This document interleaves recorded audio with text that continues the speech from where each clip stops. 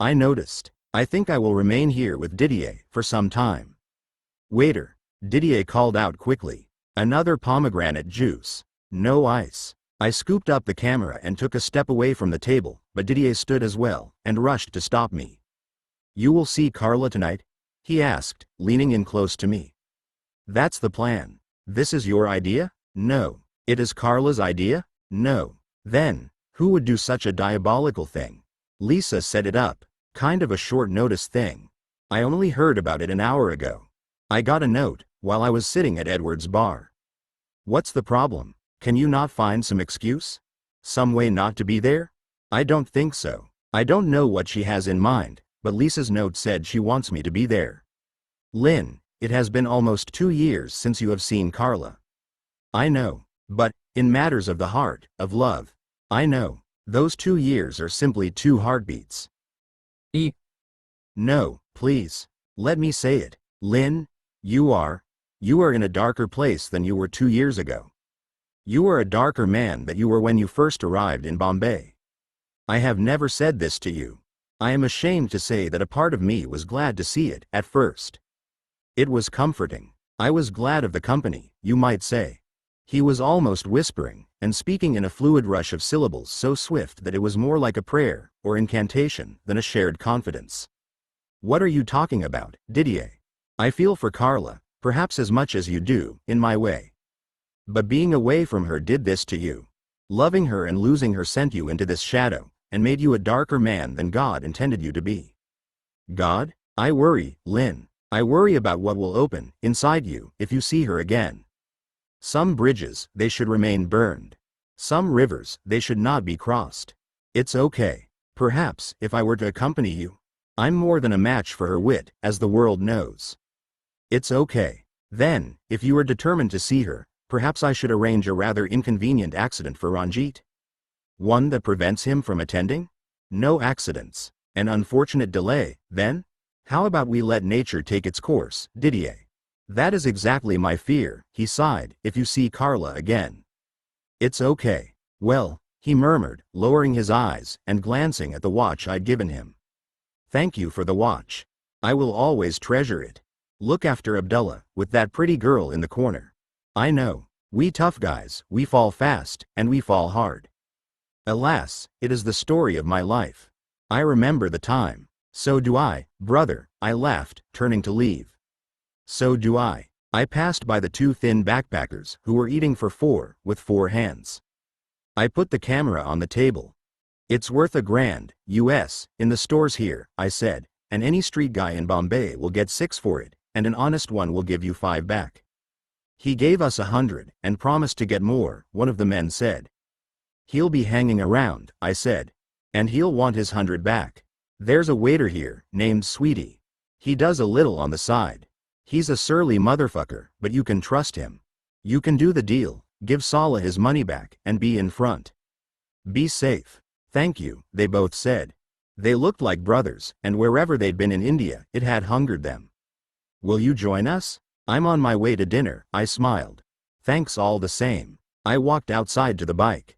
Abdullah and Didier raised their hands in farewell, Didier holding an imaginary camera, and sarcastically taking my photo, for helping out 2 strangers. I turned away, watching the traffic shuffle beside the bullying shoulder of a bus. Didier and Abdullah.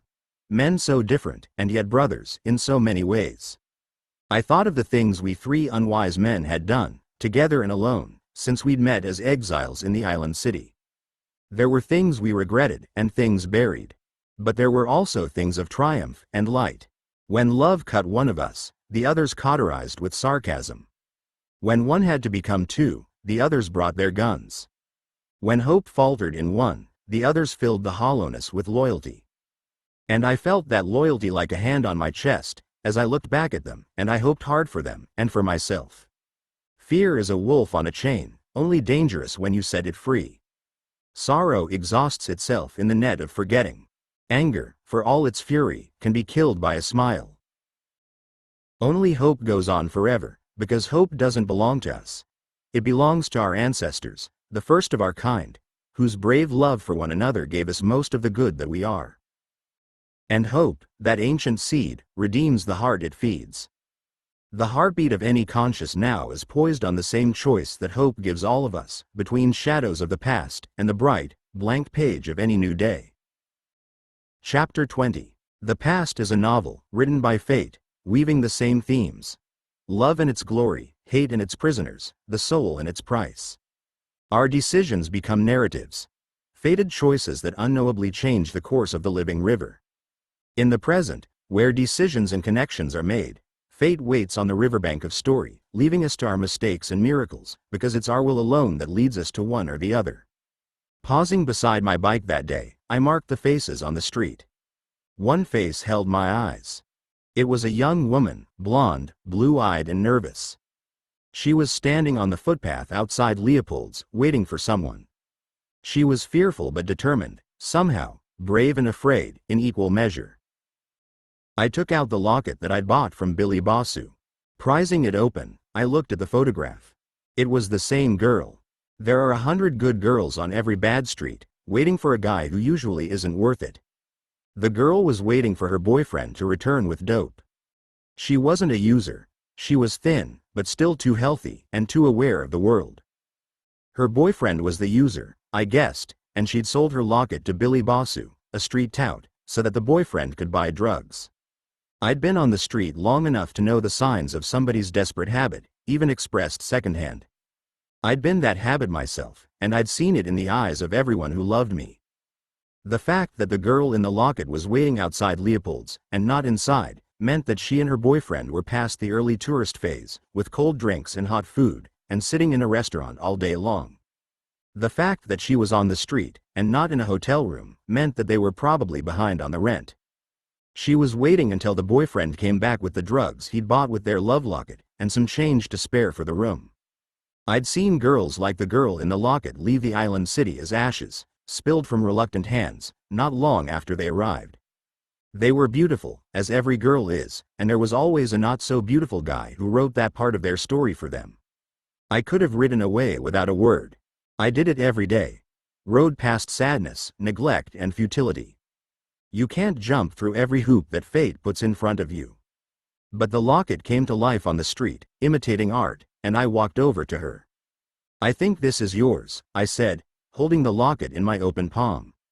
She stared at it, her eyes wide with fear, but didn't move. "Go ahead, take it." Hesitantly, she reached out and scooped the locket and chain from my palm. What do you?" "I don't want anything," I said, cutting her off. "This came across my desk, so to speak. That's all." The girl smiled awkwardly. "All the best," I said. I turned to leave. "I must have lost it," she said quickly, defending herself with a lie. I hesitated. "When my boyfriend comes back, we'll give you a reward," she said, trying on a smile she hadn't used in a while. "You didn't lose it," I said.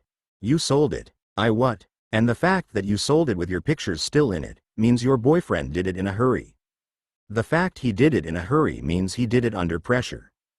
The only pressure that works on people like us, in this city, is drugs."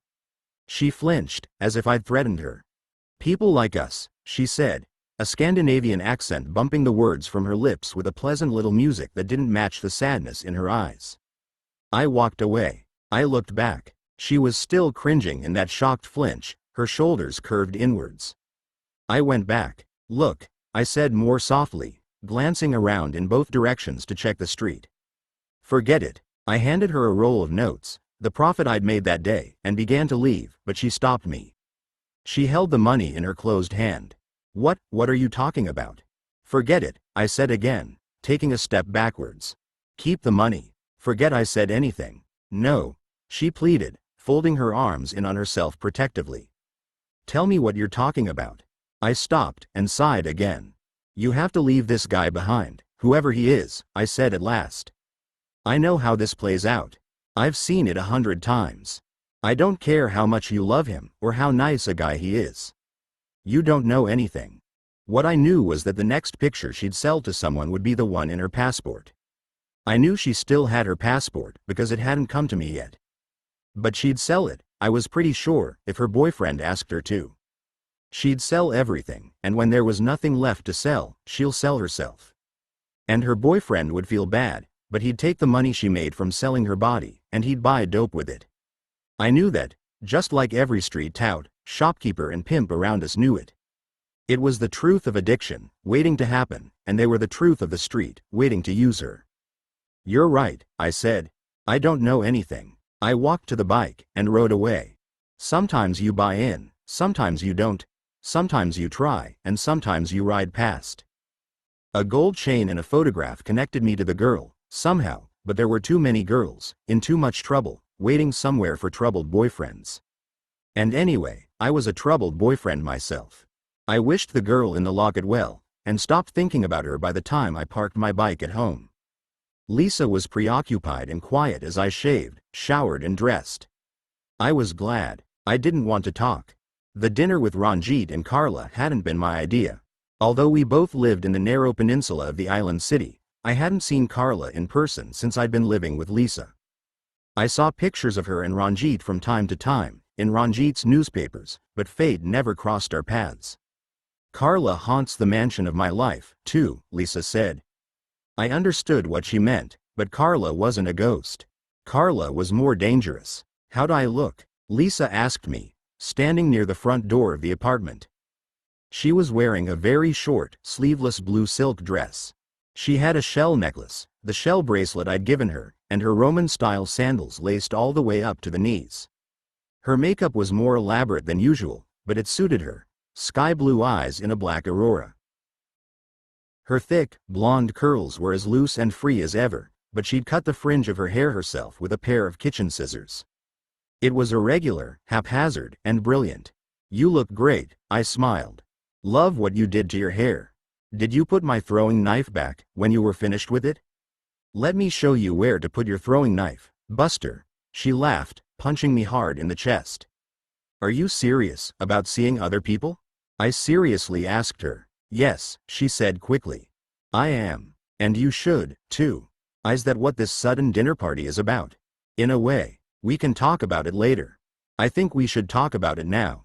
And about other things. First, talk to Carla. What? She'll be there tonight. Talk to her. Find out what she's thinking, and then we'll talk about what you're thinking. I don't see. Exactly. Let's ride, cowboy, or we'll be late. We rode to the Mahesh Hotel during a lull in the rain, arriving at the covered entrance just as a new shower began. I parked the bike in an alcove, away from the main entrance. It was strictly forbidden to park there, so it cost me 50 rupees. At the bank of entry doors, Lisa stopped me, her hand in mine. Are you ready for this? She asked. Ready for what?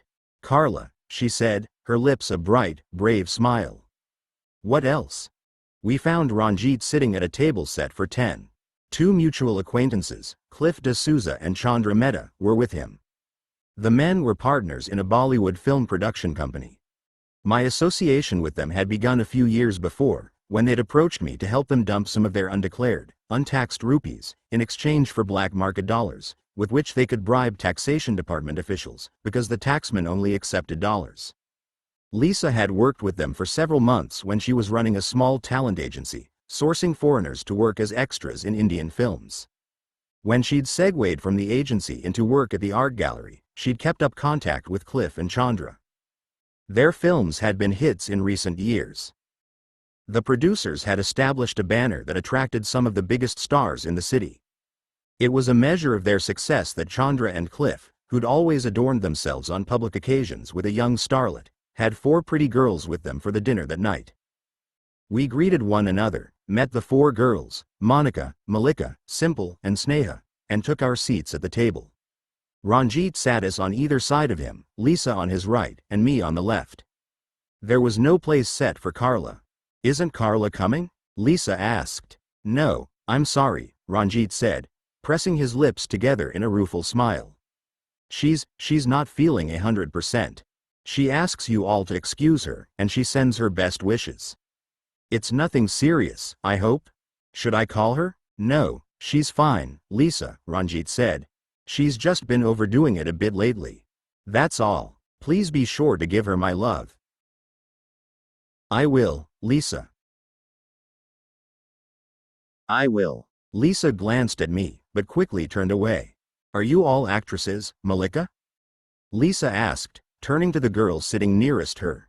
The girls all giggled and nodded. Yes, we are, Malika said shyly. It's a hard crawl to the top, Cliff D'Souza said, slurring his speech a little, beginning drunk.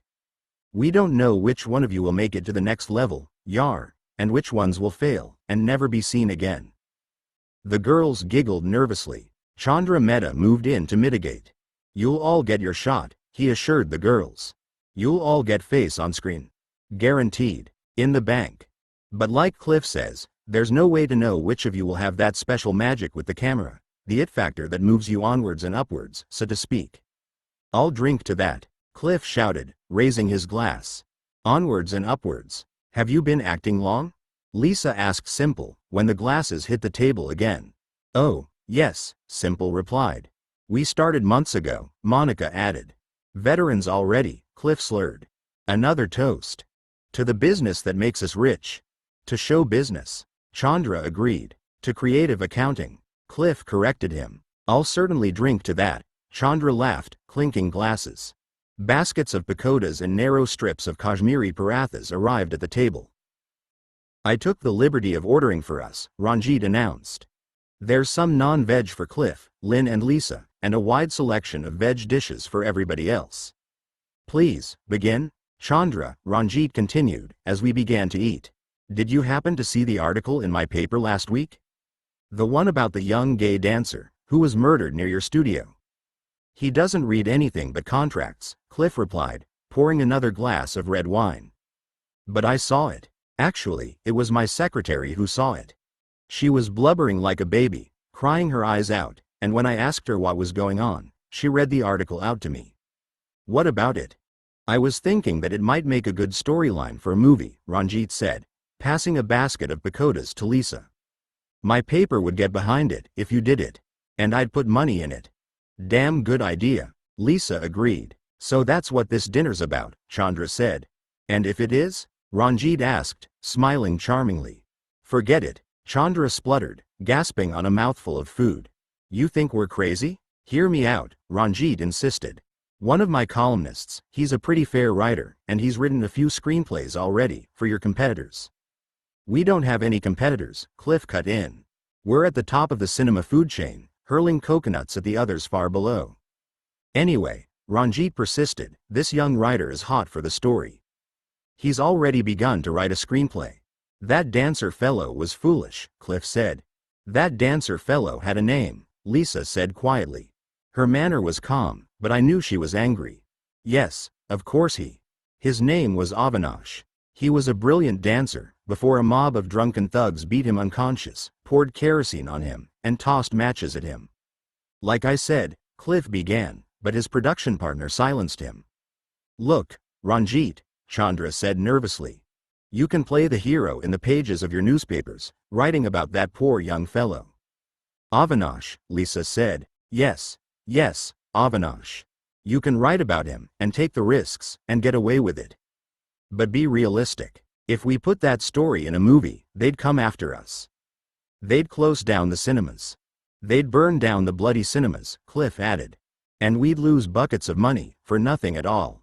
Some stories, it seems to me, Ranjit said gently, are so important that we should take the risks involved in telling them. It's not just the risks to ourselves, Chandra replied reasonably. Think about it. If we did such a picture, there'd be riots. Cinemas could get attacked.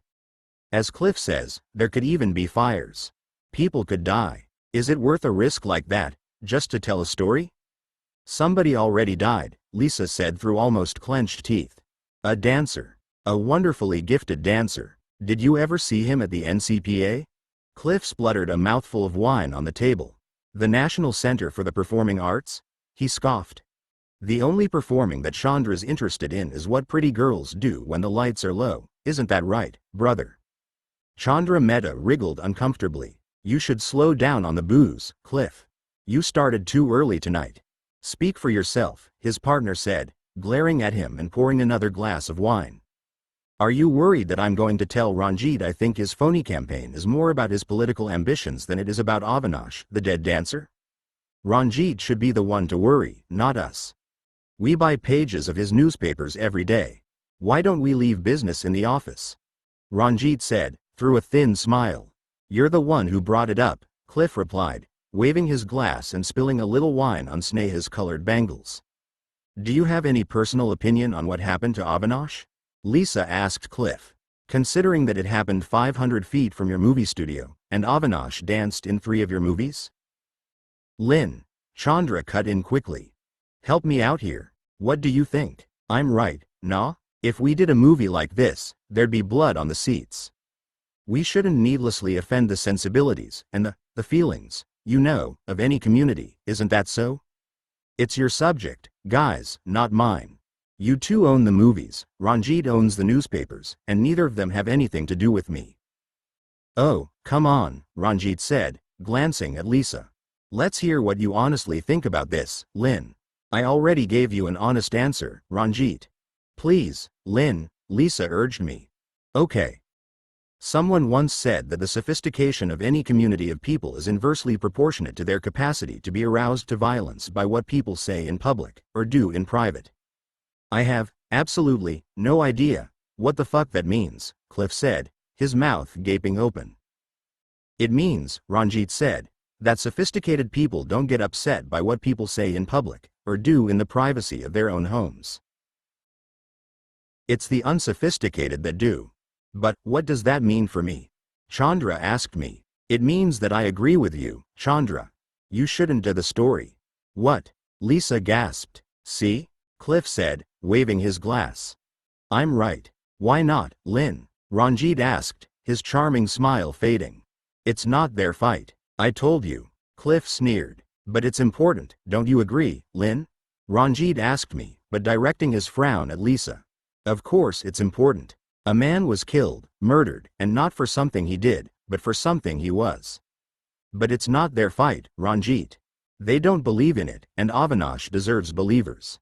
Last week it was Avinash, Lisa said, glaring at me. Next week it could be Muslims or Jews or Christians or women they're beating up and setting on fire. Or it could be movie producers. That makes it everybody's business. You should only do it if you believe in it, I said. Cliff and Chandra don't. They don't really care a damn about Avinash, no offense. It's not their fight. Exactly. Cliff protested. I just want to make lots of money, maybe win a few awards now and then, and live a happy life on the red carpet. Is that so bad? The first course arrived, it was impossible to talk, and everyone turned their attention to the small swarm of waiters serving a flower bed of food. A messenger from the concierge desk approached as the food was being served. He bowed to the guests, and then bent to whisper in my ear. There is a Mr. Naveen at the reception, sir. He says it is rather urgent that he speak to you. I excused myself, and made my way to the lobby. I had no trouble finding Naveen and Divya. Anyone within 10 meters could hear them fighting. I won't, Divya shouted. You're being so. Forget it, she snapped. I'm not doing it. Hey, man, Naveen sighed, as I joined him. Sorry to bust into your dinner. No problem, I replied, shaking hands with him, and nodding to the sulky socialite. What's up? We were coming down from a private party on the 18th floor. A party that was just getting good. Divya pouted. A party that was about to get busted for rioting, Naveen corrected her, which was why we were leaving. And who gets into the lift, on the way down? None other than our mystery man. Mr. Wilson. The same. Did you talk to him? I couldn't resist it. I know we agreed to wait until we could talk to him together, but it seemed like a God-given opportunity, so I thought I'd play the hand. What did you say? I told him Scorpio George was a friend of mine, and I knew he was looking for him. I asked what it was all about, and why he was dogging my friend. And, he's a lawyer, Divya cut in. Will you let me tell it, please? Naveen grumbled, grinding his teeth. He says he's a lawyer, and that he has an important message for Scorpio, only he calls him Mr. George Bradley. Is that Scorpio's last name? Yeah. Did Wilson say what the message was about? He keeps the lid screwed down pretty tight, this guy. I'd like him for my lawyer. But he did say it wasn't anything that could harm Scorpio. It was me who got him to tell you that. Divya hissed. Yeah, by threatening to rip your blouse and shout that he attacked you in the lift. A little over the top, if you ask me. That's what the top is for, stupid. It's for going over. What else would the top be for? He say anything else? I asked. No, he won't say anything more. Professional ethics, he said. If you just let me scream, Divya said, you'd know it all by now. But oh, no, screaming isn't an acceptable tactic for the great detective. And if you screamed your way into a police cell, would I be doing my job? Naveen demanded. How come you guys are still together? I asked. Didn't you sort out the wannabe Bollywood actor guy already? We did, Naveen sighed. But her father has this big business deal going down. Mukesh Devnani doesn't do big deals, Shamsha, Divya interrupted. My father does huge, humongous deals. Her father has this huge, humongous deal going down, Naveen continued, and apparently there's been some bad blood among the parties who aren't party to the deal. There've been some threats. Nasty stuff. Her dad's playing safe. He asked me to stay on with this brat for a couple of weeks until the deal's done. I'm not a brat, Divya snapped, sticking out her tongue. And the end of this arrangement can't come fast enough for me, I'm telling you. Did you just stick your tongue out at me? Naveen asked, astounded. It's a legitimate response, she pouted. Sure, if you're 4 years old. So, I cut in. What happened with Wilson? I knew you were here, Naveen said quickly.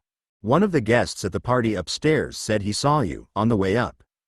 He said you were having dinner with Ranjit Chowdhury. I thought this might be the only chance to bring this thing to a conclusion, so I told Wilson to meet us outside, on the seawall. He's waiting there now. What do you think? I think we should talk with this guy. If he's what he says he is, we should take him to the Zodiac George. Divya, will you stay here with my girlfriend, Lisa? Don't you start, she growled. That's what we were fighting about before, Naveen explained. I told her if you wanted to go with me to see the George with this guy Wilson, she should stay here at the hotel, in safety. She won't buy it. Are you kidding? She snapped. The most interesting thing to happen for like a grillion years, going with this mystery man to see these Zodiac guys. Whoever the fuck they are, and you want me to sit it out like a good little girl? No way. I'm a bad girl. I'm coming with. I glanced at Naveen. His half-smile and resigned shrug told me how much he'd become accustomed to giving in to the girl in the days they'd been together. Okay, wait here. I'll tell Lisa. I went back to the table, put my hands on the back of her chair, and leaned in close to whisper in her ear. I told her the situation, and then made an apology to the table. Ladies and gentlemen, I'm sorry to say that I've been called to an emergency involving a friend. Please excuse me. We agreed to have dinner with Ranjit, Lisa said, furious and loud. Lisa, and if you haven't noticed, that's what we're in the middle of doing. Yeah, but it's just rude, she said flatly. It's an emergency. It's Scorpio, Lisa. Is that why you're leaving? She demanded angrily. Or is it because Carla isn't here? I stared at her, feeling hurt without knowing exactly why. Scorpio and Gemini were our friends, and it was important for them. She stared back at me evenly, her eyes betraying nothing but anger. Ranjit broke the silence. Well, we'll be very sorry to see you leave, Lynn. But rest assured, Lisa will be in good hands. And perhaps you'll return from your pressing matter in time for dessert. I dare say we'll be here for a while yet. He looked at me, his smile as open and ingenuous as ever. Lisa didn't move. Really, Ranjit said, putting his hand over Lisa's on the table. We'll do our best to keep Lisa entertained. Don't worry. Just go, Lisa said. If it's so important, just go. I stared at them for a moment, stared at Ranjit, and their hands together on the table. A perverse and completely honest instinct made me want to hit Ranjit hard. Anywhere would do. I said goodbye, and I walked away. I know now that if I'd followed that instinct, if I'd dragged Ranjit from the hotel, slapped him around and put him back in his box of snakes, all of our lives would have been better and safer, maybe even his. But I didn't. I rose above. I did the right thing. I was the better man I sometimes am. And fate wrote a new chapter for all of us that night, on starred pages and dark. Chapter 21. Outside, fitful gusts caressed a fine mist off the bay, drifting across the wide road in glittering veils of delicate moisture. The monsoon, brooding for another assault on the city, paced its clouds horizon wide over the sea. The lawyer, Mr. Wilson, was leaning casually against the hip-high seawall. He wore a dark blue suit, and carried an umbrella and a fedora in his long, pale fingers. A banded tie was strangling his crisp white shirt. Despondent lawyers sometimes hang themselves with their business ties. Looking at Wilson, I wondered at a profession that wears its own noose. As I approached him, I realized that his hair was actually silver white, beyond the 35 or so years of his thin, unlined face. His eyes were a soft blue that seemed to suffuse the white surrounding them, blue everywhere. They glittered with what might have been courage or just good humor. Either way, I liked the look of him. "This is Lin, Mr. Wilson," Naveen introduced us. They also call him Shantaram. "How do you do?" Wilson said, offering me a card. The card, bearing the name E.C. Wilson, announced that he worked for a partnered law firm with offices in Ottawa and New York. "I understand, from Mr. Adair, that you can take me to meet Mr. Bradley, Mr. George Bradley," Wilson said when I pocketed the card. "I understand that you can tell me what the hell you want with him," I replied calmly. "That's telling him." Divya laughed. "Please, shut up," Naveen hissed. "If you are indeed friends of Mr. Bradley." "Are you calling me a liar, Mr. Wilson?" Naveen asked. "It's Evan," Wilson responded calmly. "Evan Wilson. And I'm certainly not doubting your word. I'm merely saying that you will understand, as friends of Mr. Bradley, that whatever business I have with him is his private business. And it'll stay private," I agreed. "So private that you'll never see him, if you don't give me some idea of what you want with him. Scorpio George has a nervous disposition. We like him that way. We don't disturb him without a reason. You see that, right?" Wilson stared back at me, unruffled and resolute. A few strollers braving the wind and imminent rain passed us on the wide footpath. 2 taxis pulled up near us, hoping for a fare. Other than that, the street was quiet. "I repeat," Wilson said at last, equably but firmly, "this a private." "That's it," Divya snapped. "Why don't you two just kick the shit out of him? He'll talk soon enough, if you give him a solid pasting."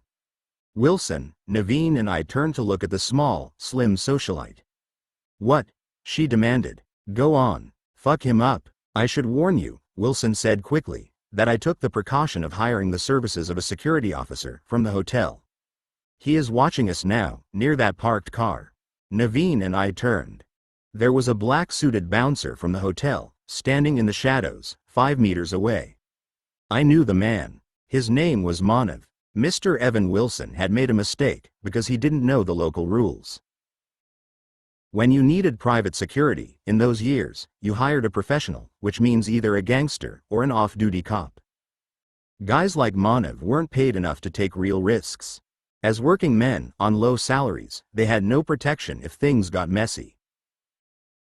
If they got hurt, they had no insurance, and couldn't sue anyone. If they hurt someone else, and got charged for it, they went to prison. More to the point, Manav was a big, well-muscled guy, and like a lot of big, well-muscled guys, he knew that a broken bone would put a dent in his training routine. He'd lose half a year of sculptured gains. Setbacks like that make most bodybuilders take a long, hard look in the wall mirror at the gym. "It's okay, Manav," I called out to him. "You can go back to the hotel now. We'll call you, if we need you." "Yes, sir, Linbaba," he said, visibly relieved. "Good night, Mr. Wilson, sir." The bodyguard trundled back to the hotel, jogging a bow-legged trot. Wilson watched. To his credit, the lawyer smiled and remained calm. "It would seem, gentlemen," he said gently, "that you have suddenly moved rather closer into the circle of Mr. George Bradley's confidentiality." "You got that right, you damn honky." Divya spat at him. "Will you please shut up?" Naveen spluttered. "And what does that mean? Honky? What are you, from Harlem now, or what?" "I'm from the famous nation of fuck you," she retorted. "Would you like to hear our national anthem?" "You were getting more confidential, Mr. Wilson," I said. "It's Evan. I can reveal that Mr. Bradley is the recipient of a legacy. As the only living relative of Josiah Bradley, recently deceased owner of the Aeneas Trust, registered in Ottawa, he stands to gain a substantial sum, if I can find him and make the appropriate declarations before duly authorized notary officers." "How substantial?" Naveen asked. "If you will permit me, I will leave that to Mr. Bradley's discretion. I rather think it is his business to tell you the full amount of his inheritance, or not, as the case may be. Wilson needn't have worried about Scorpio George telling us. When we took Wilson in a taxi to the Frantic Hotel, enticed the Zodiac George to come down to a meeting, and left them alone with him on the street, it was 15 seconds before Gemini George shouted out the sum. 35 million. Holy Croesus Christ. $35 million. For Christ's sakes. Tell the whole damn street, why don't you? Scorpio scolded, glancing around nervously. What are you scared of, Scorp? We don't have the money yet. They won't kill us in our beds for money we don't have. They could kidnap us, Scorpio insisted, waving for us to join them and Wilson. Isn't that right, Lynn? There are people who could kidnap us and demand a ransom. They could cut off an ear or a finger and send it in the post. The Bombay Post? Gemini scoffed. Good luck. They're probably planning the kidnapping right now, Scorpio whined. Christ, Scorpio. Gemini protested, dancing a little with delight. 5 minutes ago you were freaking out about being mind controlled by the friggin' CIA. Now, you're blubberin' on about being kidnapped. Can't you just sit back for once and smell the good karma? I rather think that Mr. Bradley has a point, however, Wilson remarked. Mr. Bradley? Gemini scoffed. Mr. fucking Bradley. That's worth $1 million, right there, just to hear that. Scorpio, give Wilson $1 million. One thing is certain, Mr. Bradley, Wilson continued. You cannot stay in this hotel. Not when such a significant change in your financial circumstances has shifted you into a, shall we say, more significant income bracket. He means a more vulnerable income bracket, Scorpio mumbled. He's already talking kidnapping, Gemini. Do you hear that? Calm down, Scorpio, I said. He's right, actually, Divya chipped in. You see? Scorpio hissed. My dad, he's an expert in kidnapping security, Divya said. I've been trained in it since I was 5 years old. All rich people are. Now that you're rich, you'll have to learn counter-kidnapping techniques, and have all your friends carefully vetted by the police. You'll need to stay in a safe place, too, and have an armored limousine. No doubt about it. Bodyguards and money go together like handbags and shoes. Oh, no, Scorpio moaned. And you're right about the fingers and ears, Divya added. But kidnappers use couriers, not the post. Oh, no. One case I know, they cut all the fingers but one, before the family paid the ransom. Ah. Divya, please, Naveen sighed. In another case, they cut off both ears. Tragic. Had to give away his collection of designer sunglasses. Ah. Divya. And hats never looked quite the same, Divya mused, but at least they got him back. And he's still rich. Divya, you're not helping. Naveen snapped. Excuse me? She retorted. Far as I can see, there are only 2 millionaires involved in this conversation, Mr. Bradley and Miss Me. Hello? So, I'm the only one qualified to talk about rich kidnapping victims, nah? Oh, no, Scorpio moaned. Where's the party? Gemini laughed, still dancing. I have taken the liberty of reserving suites at the Mahesh Hotel, on my floor, Wilson announced. I was hoping that sooner or later I would be successful in locating you, and that I would be able to extend a measure of hospitality. My firm has also arranged for a line of credit to be opened for you immediately, Mr. Bradley, for you to use until the legal matters are all resolved and you can receive your full inheritance. That's amazing, Scorpio stammered uncertainly. A line of credit? How much credit? Gemini asked. I lodged $100,000 in your discretionary account. You have immediate access to it. I like this guy, Gemini said softly.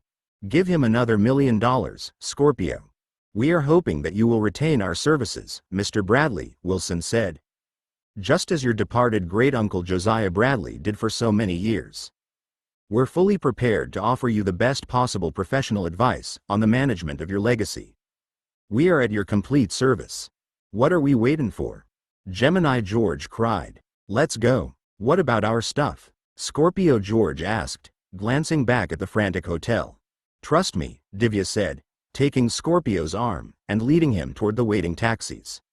You'll send a servant to do that. From now on, your servants will do everything that isn't fun. Whiskey, Gemini said, falling into step behind them and leaning over Divya's shoulder. And a long shower, Divya said. And champagne. And a second shower. And cocaine. Hey, I know. Let's mix the cocaine in the champagne.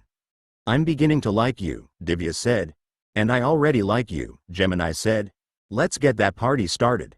You'll join us, of course, Mr. Wilson? Divya asked, taking his arm as well. If you'll pardon the indiscretion, Miss Devnani. Divya Devnani. Call me Diva. Everyone does. If you'll pardon the indiscretion, Miss Devnani, Wilson said, smiling and making no move to disengage his arm from hers. Didn't you advise your friends, not half an hour ago, to kick the shit out of me? Silly boy, she chided. That was before I knew you were administering $35 million estates. And it's Diva, remember? Very well, Miss Diva. I'd be delighted to share a glass in celebration. After the short ride back to the Mahesh Hotel, Wilson collected the room keys and arranged to have the desk manager visit Scorpio George's suite in an hour, to sign in the new guests. As he was about to leave the reception area, I put a hand on his arm. Are you planning to make a complaint? I asked him quietly. A complaint? About Manav. Manav? Your security guard. Oh, him, he smiled. He was rather derelict in his duty. But I think that was because he knew I was in safe hands, with you and young Mr. Naveen, even if he did expose me to the risk of Miss Diva. Is that a no? It is indeed a no, sir. I will not make a complaint against him. Thanks, I said, shaking hands with him. I liked Evan Wilson. He was calm, discreet and resolute. He'd shown courage when we'd confronted him. He had a sense of humor, was professional but pragmatic, and seemed to be a good judge of flawed characters in life's tight corners. Don't mention it, he said. Shall we join the others?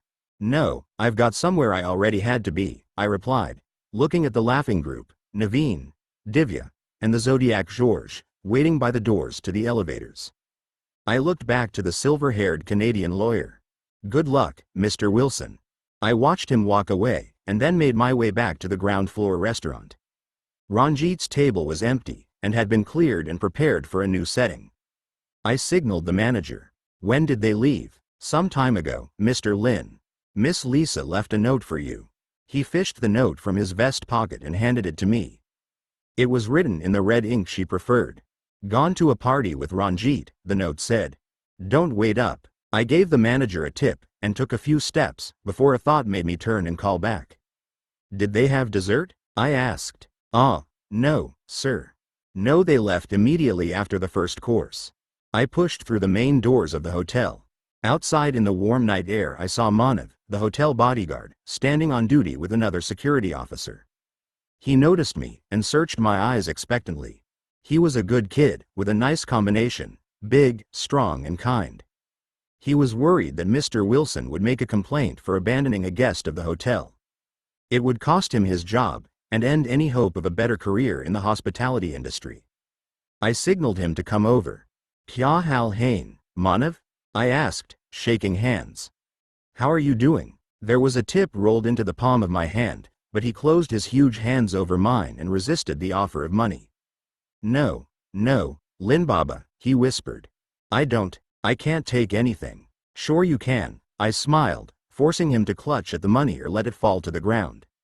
That's just what Mr. Wilson would have given you, if you'd finished your shift with him tonight. Mr. Wilson? It's okay, I just spoke to him. Yes, Lin Baba, I saw you coming inside, before. I was waiting here, but I didn't have the guts to talk to him. He won't make a complaint. It's sure, Lin Baba? Really? It's sure. He told me. It's okay. The gleam in Manav's black-brown eyes followed me as I collected my bike and rode along Marine Drive to the peak of Malabar Hill. I stopped at a vantage point looking down on the windowed jewels of light lining the bay-wide smile of Marine Drive. I rolled myself a hash joint and began to smoke it. A beggar, who made the long, winding climb to the summit every night for a safe place to sleep, came to sit nearby. I handed him the joint. He grinned and puffed at it happily, using his hand as a chillum to draw the smoke without touching it to his lips. Mast Mal, he muttered, smoke streaming out through his nostrils. Great stuff. Nodding sagely, he puffed again, and passed the joint back to me. I took the piece of hash I'd used to make the joint, and gave it to him. The man became suddenly serious, looking from the large piece of hashish in his palm to my eyes, and back again. Go home, he said at last in Hindi. Go home. I rode back through storming rain, parked my bike in the shelter beneath my building, slipped a damp 20-rupee note into the shirt pocket of the sleeping watchman, and entered my apartment. Lisa wasn't there. I stripped off the wet clothes and boots, showered, ate some bread and fruit, drank a mug of coffee, and lay back on the bed. The electric fan turned overhead just fast enough to send a cooling flourish into the humid air. A new downpour drummed against the metal gable over the bedroom window, sending rivulets as silver as mercury streaming past the half-open window. I smoked a joint in the dark, and waited. It was after 3 when Lisa returned, her footsteps tapping the dissonant dance of the drunk on the marble floor tiles of the entry hall. She tumbled into the room, throwing her handbag against a chair. It missed, and rolled off onto the floor. She kicked one loose, untied sandal off, and Hop stumbled out of the other. Turning in struggling little circles, she wriggled out of her dress and panties, trailing them from one ankle as she thumped onto the bed. I couldn't see her pupils in the darkened room. One look at them would have told me what she'd taken. All drugs live and die in the eyes. I reached out to switch on the bedside lamp, but she stopped me. Leave it off. I want to be Cleopatra. When she was deep in sleep, I took a wet towel and cooled her down. I dried her off, and she rolled onto her side of the bed and settled into blameless sleep. I lay back in the darkness, beside her. Bats chittered past the open window, seeking shelter from the dawn. The watchman, who'd woken from his nap to do rounds of the building, tapped his bamboo stick against the ground to warn away foraging rats. The sound faded, and the room was still and quiet. Her breathing was waves on a gentle shore. I was happy for the Zodiac Georges, sudden millionaires, and happy to see that Naveen and Divya were still together, no matter how much they fought. And I was glad that Lisa was home and safe. But I was sick inside. I didn't know what Lisa wanted, but I was sure it wasn't me. There were times, I think, when I wanted her to want me, and let me love her in return. There were times when I hoped that it would happen. But wanting more was a sign of how little we had. We were friends who didn't try hard enough to make it more. My eyes began to close. In a half-dream I saw Ranjit, his face contorted, a fiend, a malignant thing. I started awake, and listened for a while to the soft echo of the sea, Lisa's breath, until my eyes closed again. And we slept, together and alone, as rains washed the city cleaner than the kneeling stone in a prison confessional. Chapter 22. The filthy Georges, as many had called them, were filthy rich. The whole of South Bombay babbled, marveling at the fate that allowed the meekest of the city's meek foreigners to become inheritors of the earth. The once shunned beggars were suddenly shunted into social acceptability. How the fallen are mighty, Didier laughed happily. For 3 weeks the door of the Zodiac Georges suite opened, day and night, to admit a promissory of experts, devoting their talents to squeezing the square peg street dwellers into the round holes of sudden wealth. Tailors, barbers, podiatrists, jewelers, numerologists, watchmakers, yoga instructors, manicurists, stylists, meditation masters, astrologers, accountants, legal representatives, personal servants, and a frenzy of stress counselors. Securing the essential services of those professionals, and driving their fees to vulture leavings, was a task that Divya Devnani applied herself to with considerable energy, and no little flair. She took a suite at the hotel for those weeks, and was almost constantly in the company of the fledgling millionaires. Reinventing Scorpio and Gemini was a duty, she told me. I was right there when the Georges came into their money, she said. Me, who just happens to be the richest girl in Bombay, and a girl of supernaturally good taste.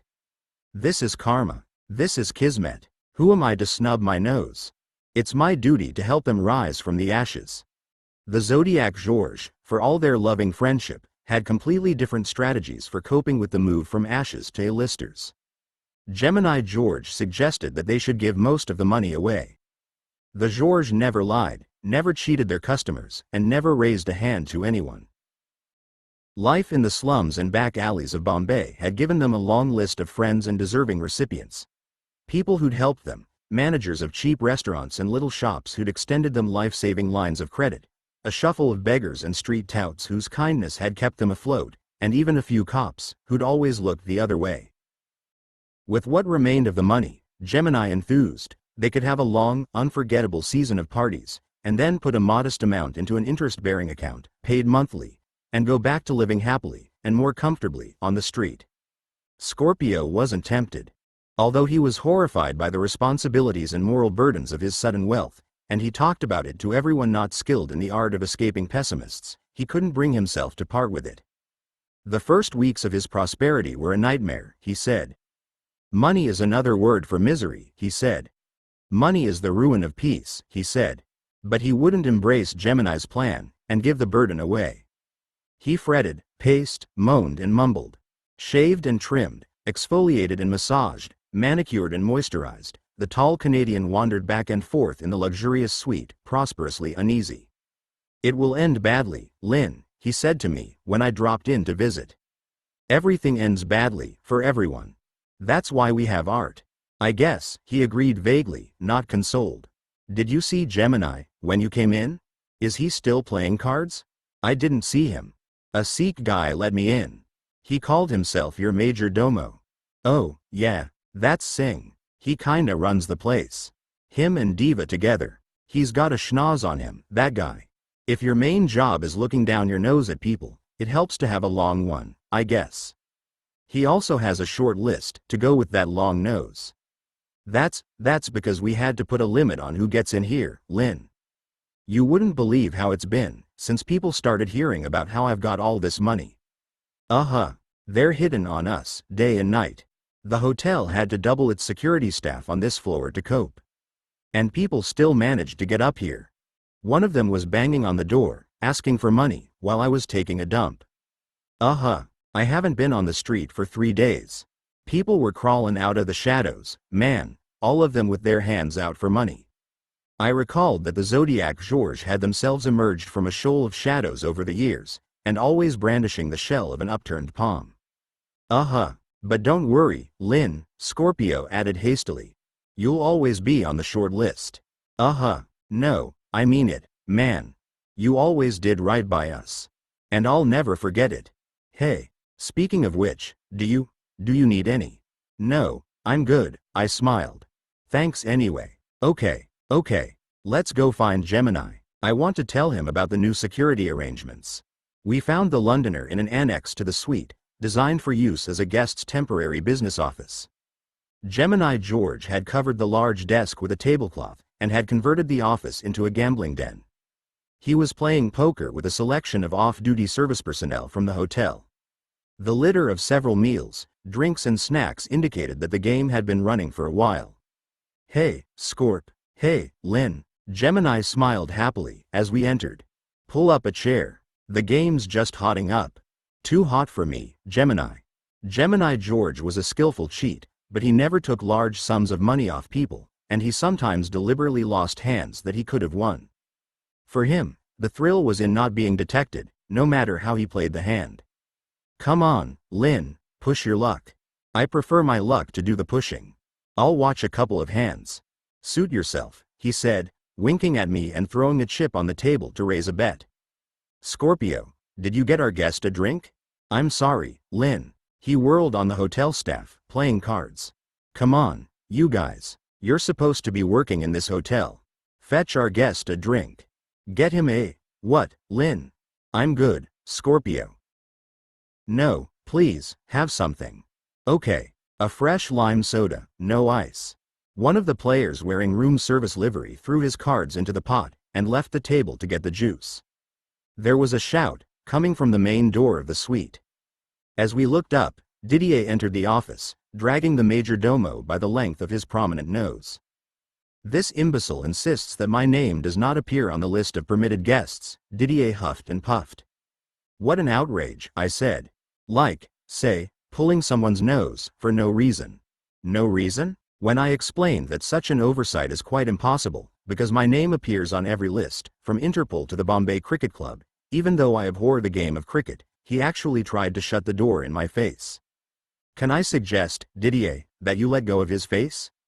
Oh, Lynn, Didier protested, squeezing the man's nose harder in his closed fist. The major domo squealed. He's only doing his job, Didier. It is his job to welcome me, Lynn, not to exclude me. I quit this job, the major domo quacked. Another thing, I tried, is that you don't know where that nose you're squeezing has been. You're right, Didier agreed, his lip curling in distaste as he released the major domo's nose. Where can I wash my hands? Through there, Scorpio said, nodding through the doorway. Second door on the right. Didier glowered at the major domo and left the room. The major domo looked at me.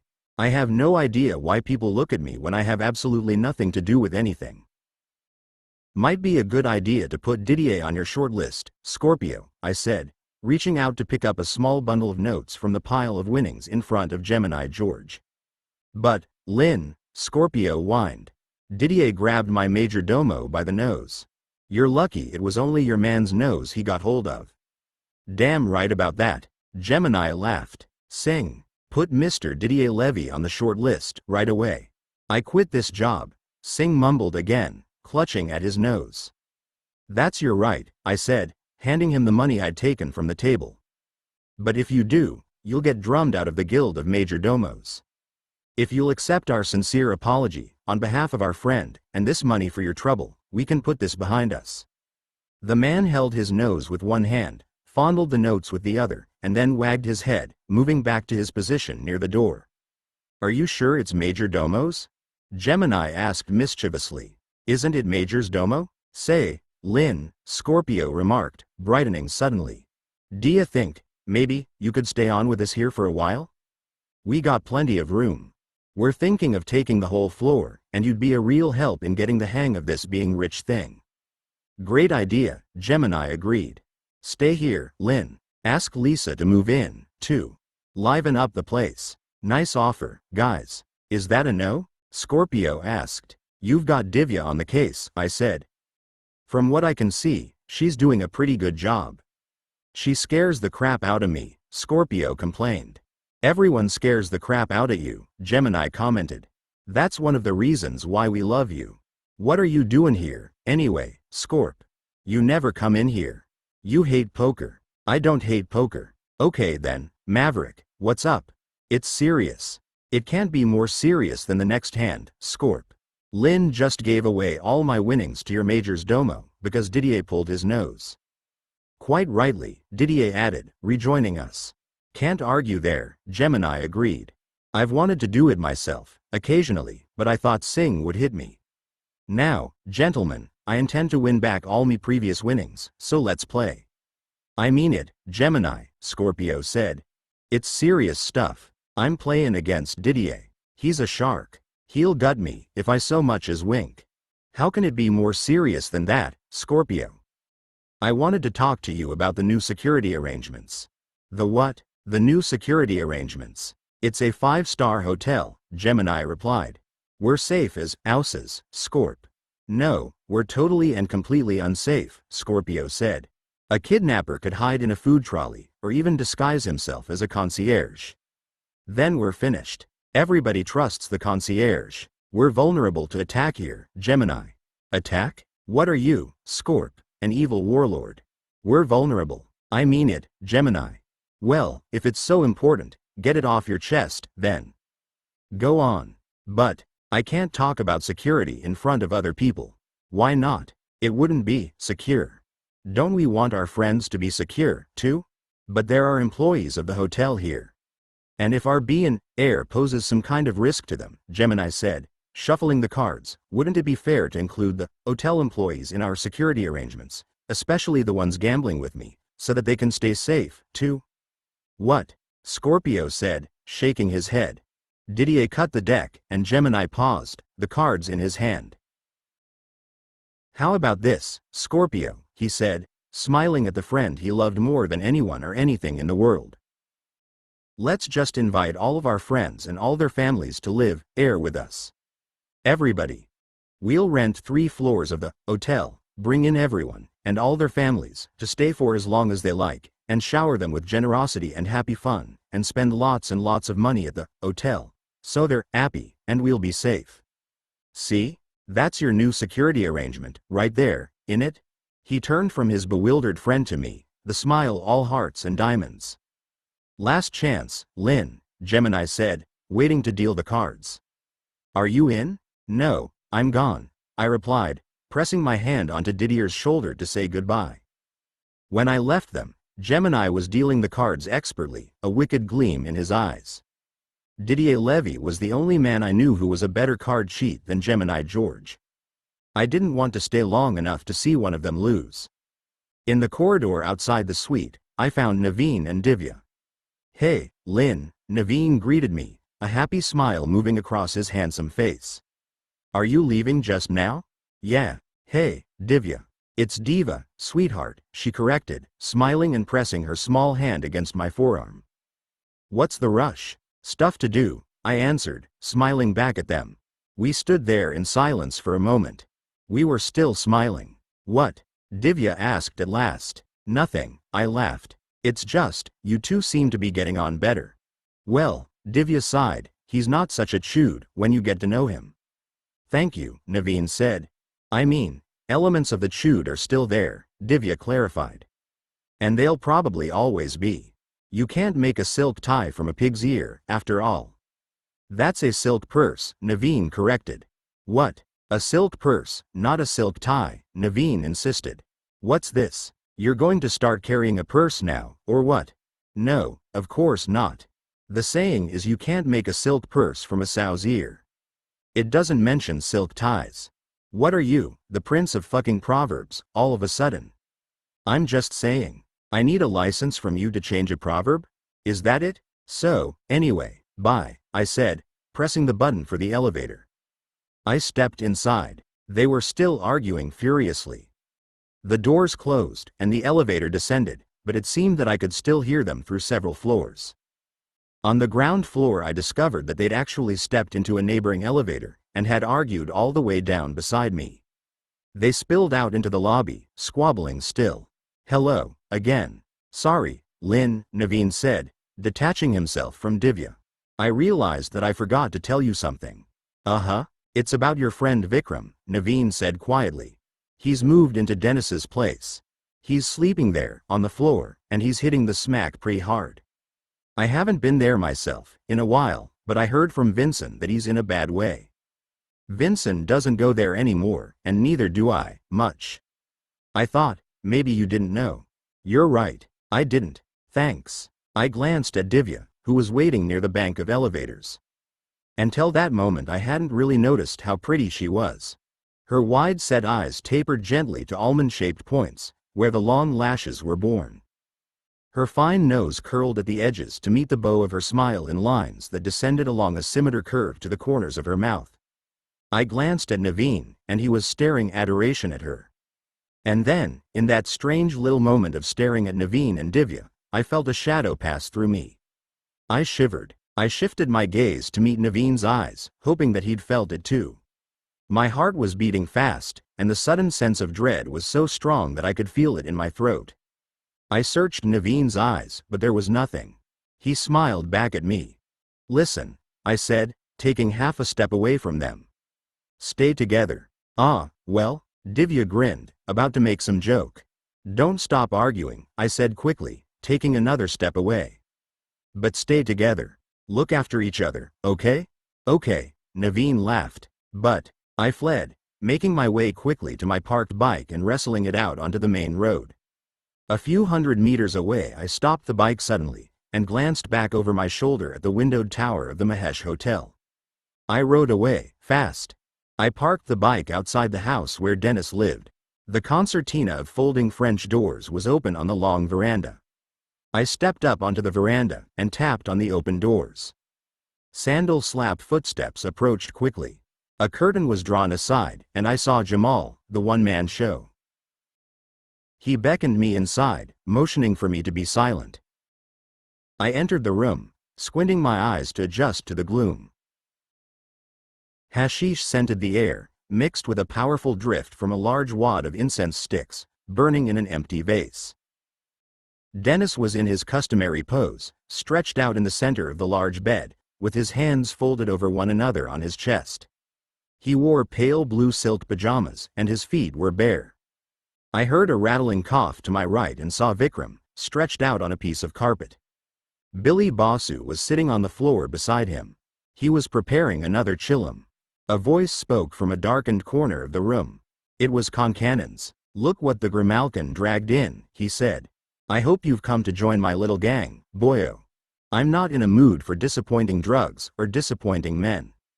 Ignoring him, I went to Vikram's side. Billy Basu Crab walked out of the way and continued preparing the chillum. I pushed at Vikram to rouse him. "Vikram, Vic, wake up, man." His eyes opened slowly and then fell shut.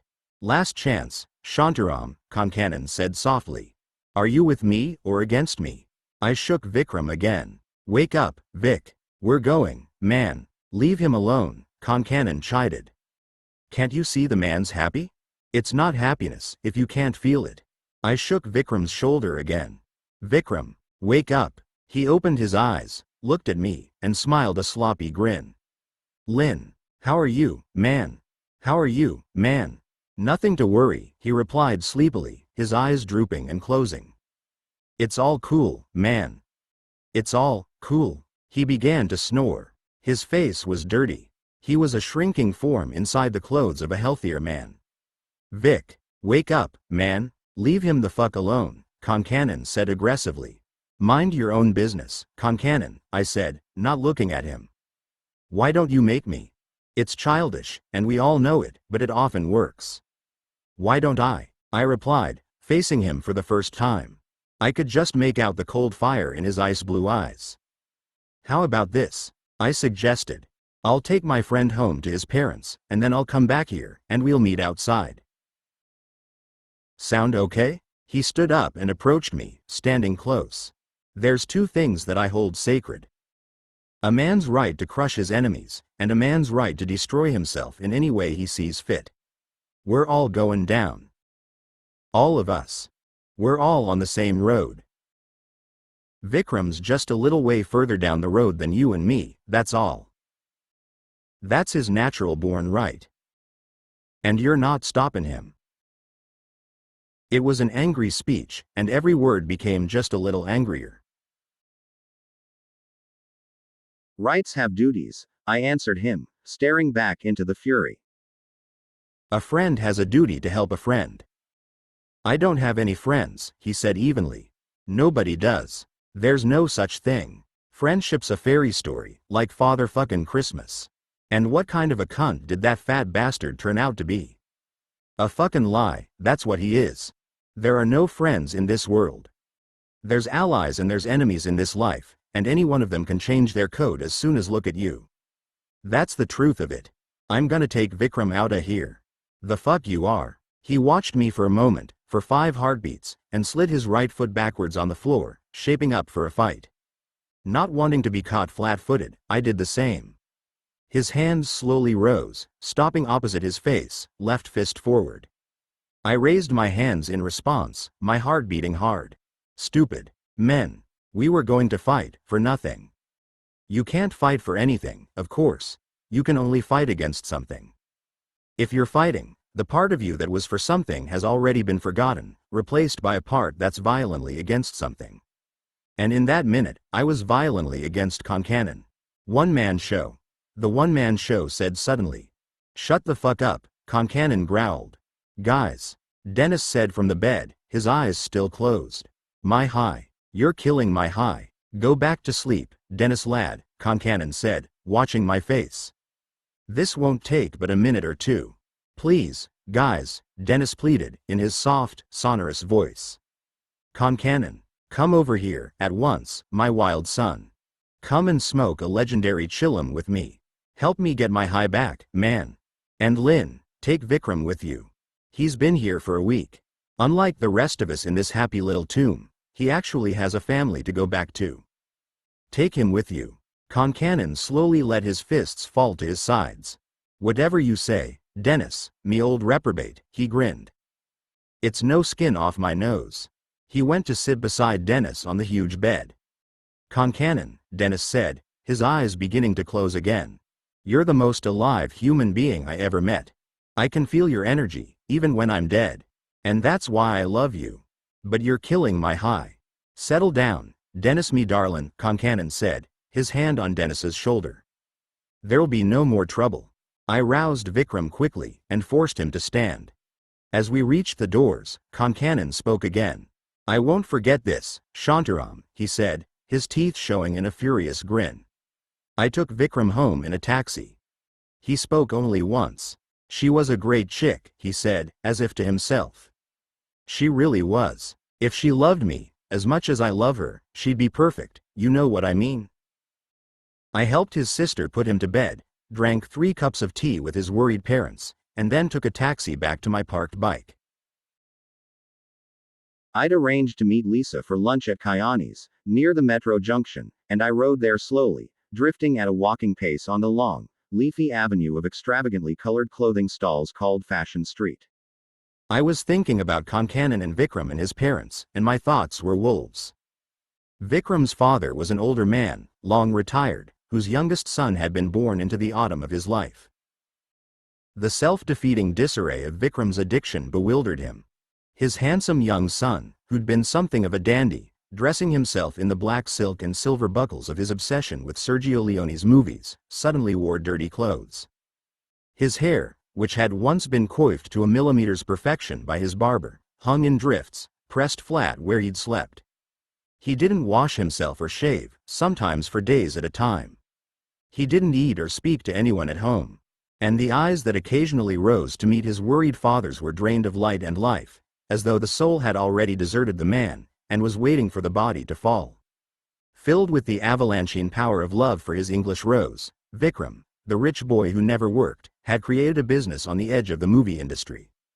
He supplied foreign tourists to play non-speaking parts in Bollywood movies. It was a daring commercial venture. He had no experience in the industry and was working with borrowed funds. But Vikram's charm and belief in himself made it a success. Lisa, his first business partner, had begun to discover her talents in their work together. When the English rose left Vikram without warning or explanation, the confidence that had seen him dance on the top of a moving train, to propose to her, drained from his life like blood from a whittled vein. "And he's begun to take things," Vikram's father had whispered while Vikram slept. "Little things. His mother's pearl brooch, and one of my pens, the good one, presented to me by the company, when I retired." When we asked him about it, he flew into a rage and blamed the servants. "But it's him. We know. He is selling the things he is stealing, to feed his habit for this drug." I nodded. "It's a shame," the elderly man had sighed, his eyes filling with tears. "It's a damn shame." It was sorrow and dread as well, because love had become a stranger in their home. I was that stranger, once. I was addicted to heroin. So addicted that I stole money to feed my habit. I stopped, 25 years ago, and I despise the drug more every year. I feel heart-crushing compassion every time I see or hear of someone still addicted, still shooting in a war against themselves. But I was that stranger in my parents' house of love. I know how hard it is to find the line between helping someone out and helping someone in. I know that all suffer and die inside, again and again, from the addiction of one. And I know that sometimes, if love doesn't harden itself, love doesn't survive at all. And that day, in that runaway year before I knew what cards fate would throw at me, I prayed for all of us, for Vikram and his family and all the slaves of oblivion. Chapter 23. I parked the bike opposite Kayani's to meet Lisa. Watching the signal, I took 2 deep breaths and surfed my second favorite pedestrian killer, Bombay traffic. Madness machines rushed at me, turning and weaving unpredictably. If you don't dance in that, you die. Across the suicide road, I used the hanging rope in the doorway of the restaurant to assist me on the steep marble steps and entered the cafe. Perhaps the most famous of Bombay's deservedly famous Parsi tea and coffee houses, Kayani's offered hot chili omelets, meat and vegetable pasties, toasted sandwiches, and the largest selection of home-baked cakes and biscuits in the area. Lisa was waiting at the table she preferred, toward the back of the ground floor space, with a view of the busy kitchen, 7 steps away beyond a serving counter. Several waiters smiled and nodded as I made my way to her table. Kayani's was one of our places. In the 2 years since we'd been a couple, we'd had lunch or afternoon tea there every couple of weeks. I kissed her and sat close to her on a corner of the table, our legs touching. "Bun muska?" I asked her, not looking at the menu. It was her favorite snack at Kayani's. A freshly made buttered bun, cut into 3 slices that can be neatly dunked into a cup of hot, sweet tea. She nodded. "Do bun muska, do chai," I said to the waiter. 2 buttered buns, and 2 cups of tea. The waiter, named Atif, collected the unused menus and shuffled away toward the serving counter, shouting the order. "Sorry I'm late, Lisa. I got this message about Vikram, so I went to Dennis's place and took him home." "Dennis? Is that the sleeping Baba?" "Yeah, I'd like to meet him. I've heard a lot about him. He's getting kind of a cult status. Rish was talking about making an installation based around his trance. I can take you there, but you don't actually meet him unless you're lucky. You sort of stand there, trying not to kill his high." "Not killing his high? That's about it. I like this guy," she laughed. I knew her sense of humor and her quick love for unusual people who did unusual things. "Oh, yeah, Dennis is a very Lisa kind of guy. If you're gonna do something, make an art of it," she replied. The tea and buttered buns arrived. We took chunks of the bread, dipped them into our tea until the butter began to run, and ate them hungrily. "So, how was Vikram?" "He's not good." "That not good?" "That not good." She frowned. We both knew addiction and its python grip. "Do you think we should do an intervention?" "I don't know. Maybe." I told his parents they should pay for him to stay at a private clinic for a while. "They're gonna try it. Can they afford it? Can they afford not to?" "Point," she agreed. "Problem is, even if he goes there, he's not ready for help yet." "Not even close." She thought for a moment. "We're not good, you and me, are we?" "Where did that come from?" "You and me," she repeated softly. "We're not good, are we?" "Define good." I tried smiling, but it didn't work. "Good is more," she said. "Okay," I said softly. "Let's do more. You're nuts, you know that?" I was lost, and not sure I wanted to know where we were going. "When I was arrested," I said, "I had to undergo a psychiatric evaluation. So, I've actually been certified sane enough to stand trial, which is more than I can say for most of the people I know, including the psychiatrist who certified me. In fact, to get convicted in a court of law, you've gotta be declared sane. Which means that every convict in the world, in a jail cell, is sane, A-grade and certified. And with so many people on the outside seeing therapists and counselors and all, pretty soon the only people who'll be able to prove they're sane will be the people behind bars." She looked up at me. The searchlight smile in her eyes tried to cut through. "Pretty heavy conversation," she said, "with a buttered bun in your hand. These days, Lisa, even when I try to make you laugh, it's a heavy conversation." "Are you saying it's my fault?" she demanded fiercely. "No, I was just. It's not always about you," she snapped. "Okay. Okay." Atif arrived to clear the dishes and take the next order. When we had a lot to discuss, we had 2 or even 3 buns with tea, but I told him just to bring the tea. "No bun muska?" Atif asked. "No bun muska. Surf chai. Only tea. Maybe you'll be having just 1 bun muska?" Atif tempted, waggling his shaggy eyebrows. "To be sharing? No bun muska. Just chai. Thick," he mumbled, deeply concerned. He took a deep breath and shouted to the staff in the kitchen. Do chai allow. No bun muska." Repeating, "No bun muska. No bun muska?" a voice called back from the kitchen. I looked at Lisa, and then at Atif, then at Vishal the fast food cook, glowering from the serving window. I raised my hand, 1 finger extended. 1 bun muska, I shouted. "Yes." Atif shouted triumphantly. "Ek bun muska, do chai." Vishal wagged his head in the serving window enthusiastically, his wide grin revealing pearl-white teeth. "Ek bun muska, do chai," he shouted happily, banging his saucepan of boiling chai on its gas ring fire. "I'm glad we got that settled," I said, trying to shake Lisa happy. It was the kind of silly, lovely thing that Bombay does every day, and normally we would have enjoyed it together. "You know, it's kinda weird," Lisa said. "Not really. Atif is. I was here yesterday," she said. "With Carla." "You, what?" "And exactly the same thing happened with that waiter." "Wait a minute. You were here with Carla yesterday, and you didn't say anything?"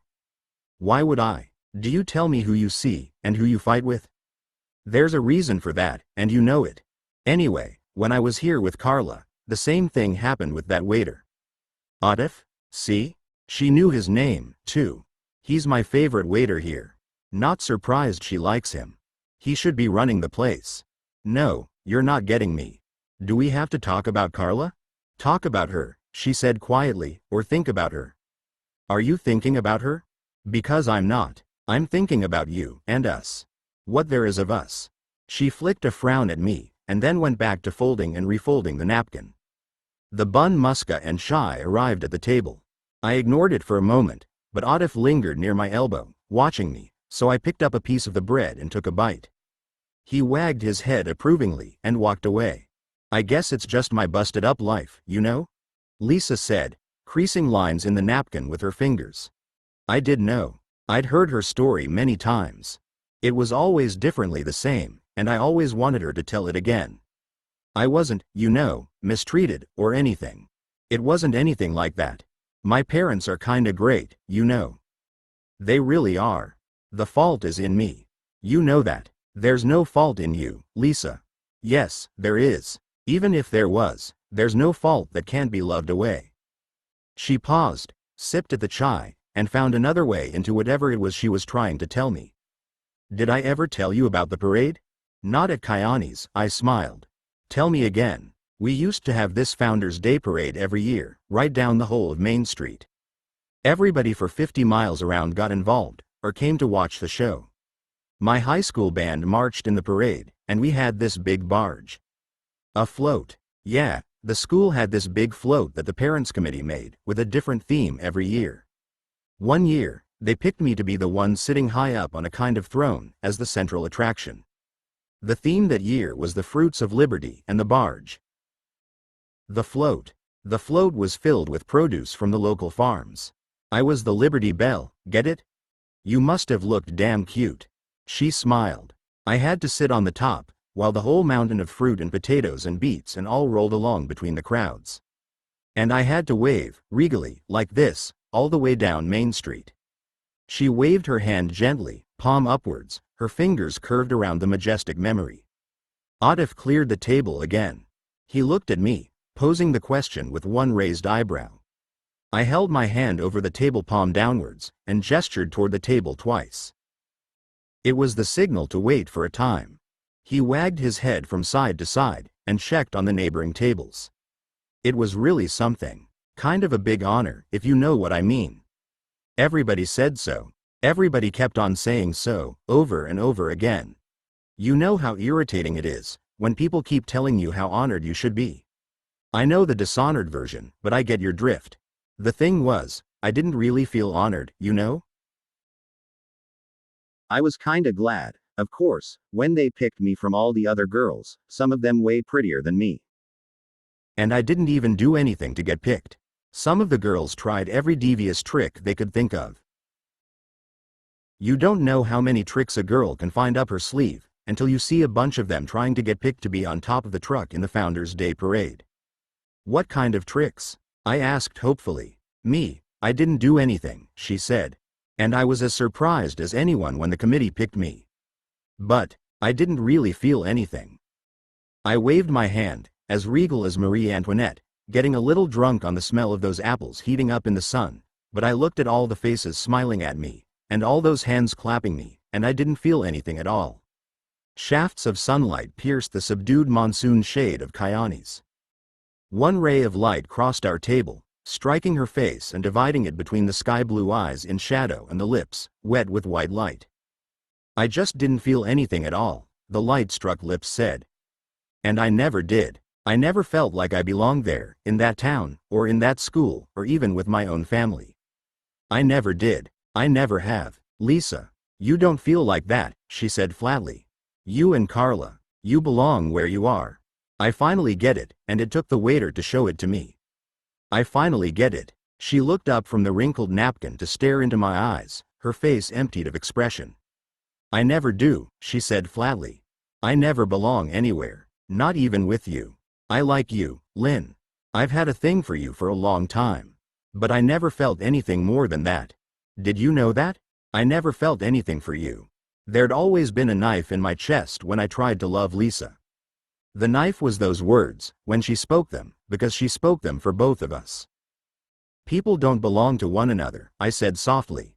They can't. That's the first rule of freedom.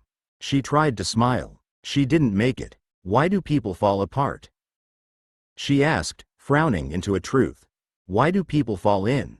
What are you, a psychiatrist now, answering a question with a question? Fair enough. Okay. If you really want me to say it, I think people fall apart when they weren't really together in the first place.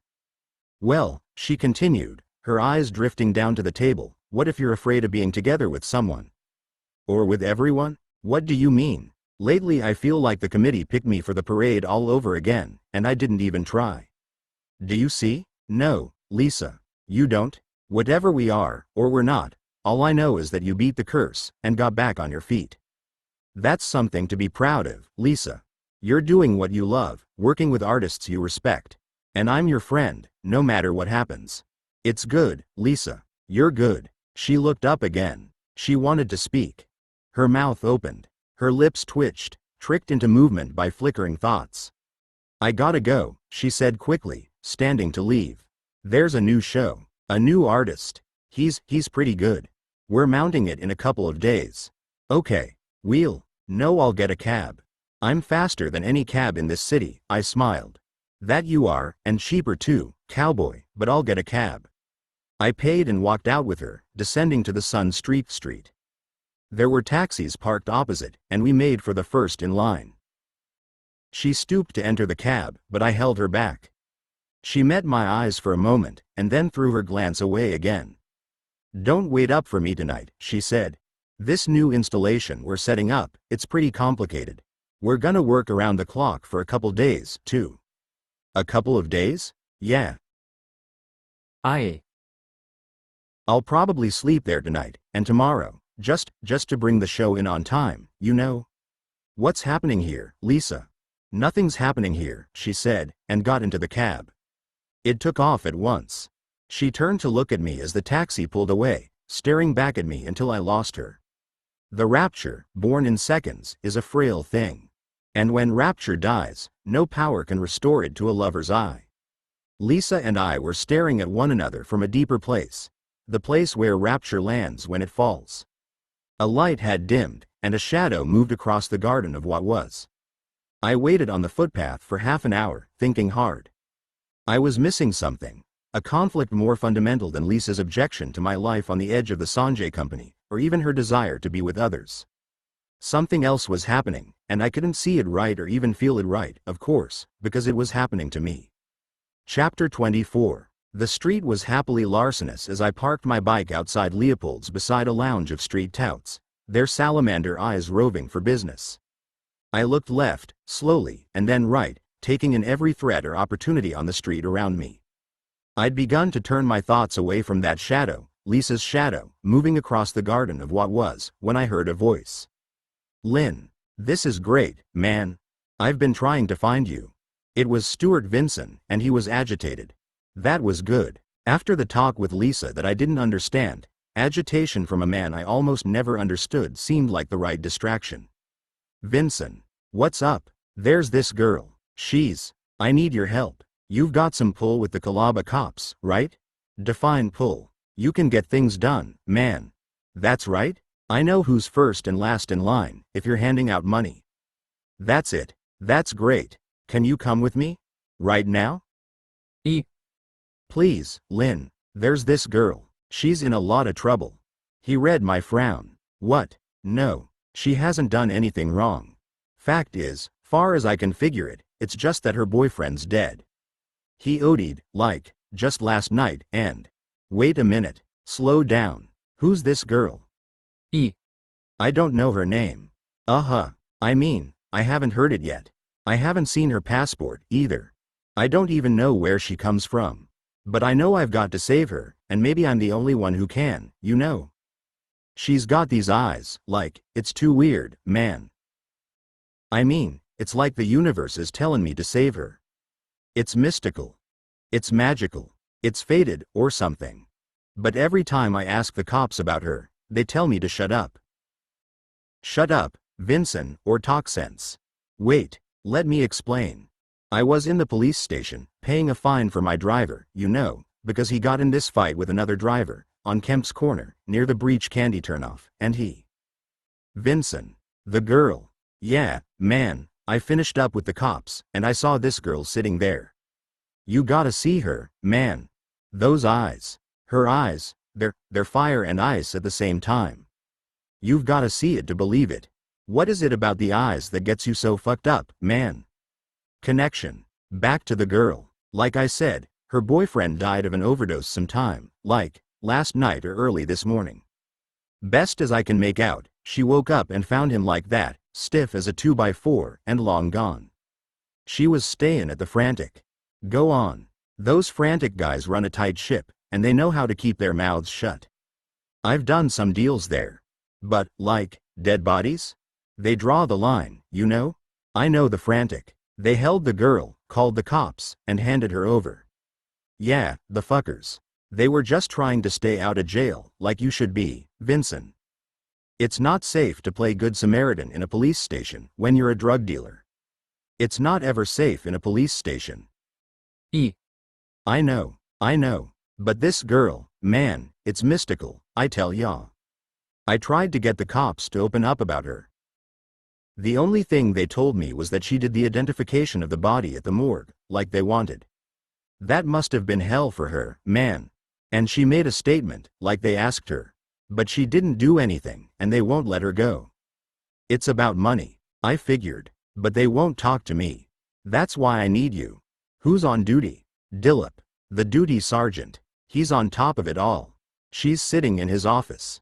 That's good. I can pay him to let the girl go? He'd sell his gun and badge if you offered enough. That's great. But then he'd find you and beat you up to get them back. That's not great. He likes fear. Fill your eyes with just enough simulated fear to make him smile, then give him money. Is that what you do? Lightning Dillip and I are past simulated fear.